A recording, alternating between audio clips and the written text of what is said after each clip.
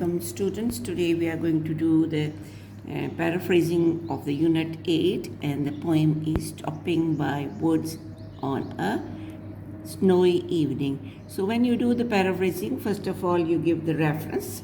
So what if you are doing the paraphrasing of this stanza, so you say this stanza is taken from the poem Stopping by Wood on a Snowy Evening, written by Robert Frost. This is one mark for your reference. You have to make sure that you give the reference. So the reference has to be given to the title reference, and then you have to give that this stanza has been taken from the poem Stopping by Wood on a Snowy Evening, written by Robert Frost. And then the next step is context. You have to tell what this poem is about. So the whole poem, what is the context of this poem? The context of this poem is the poet beautifully describes the scene of wood covered with snow. Scene of wood covered with snow. And he is beautifully describing that. That is another mark for your reference. And then in the last you get the explanation of this stanza. When you give the explanation, you describe this stanza, not this or this. Only the stanza which has been given. So in the first stanza, the speaker in these lines is captivated or impressed by the beauty of nature and says that those woods belong to a man from his village. So he says that man has not seen him, but his house is in the village. So these woods belong to a man whose house is in the village. In olden times, the landlords had a big forest and green land. So he was passing through those forests, and he stopped there to admire the beauty of the forest covered with snow. And he says that the owner of the woods doesn't know that he is stopping in his wood, but he knows the owner. Who's the owner? He's staying in a house. His house is in the village. And he doesn't know that he has stopped to watch the woods fill up with snow. So all you have to do is explain this stanza. Then after that, when you go to the second stanza, again you give the reference, the same reference. This stanza has been taken from the poem Stopping by Wood on a Snowy Evening, written by Robert Frost. And the same context. What is the context? The context is the poet beautifully describes the scene of woods covered with snow. Now the second stanza. In the second stanza, the poet describes that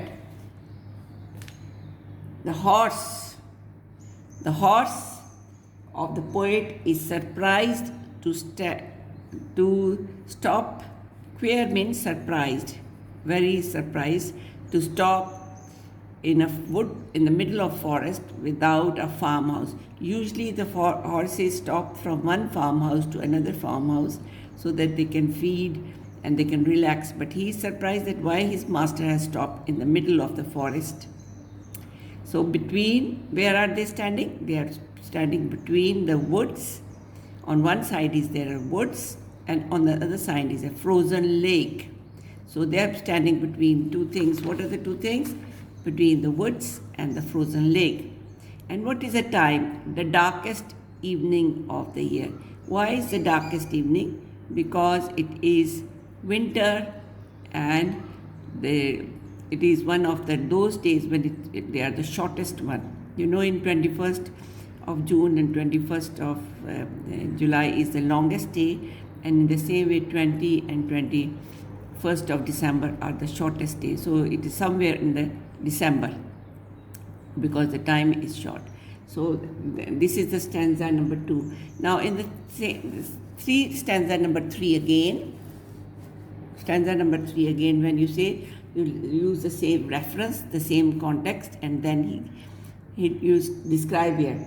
The horse shakes his harness. What does he do? He shakes his harness. Bells. And what are on the harness? on the harness there are bells. When he shakes himself, the bell rings. And to ask, there is some mistake. Why? He is surprised and he wants to draw the attention of the of his master, and he shakes his bell. And he shakes his bell harness.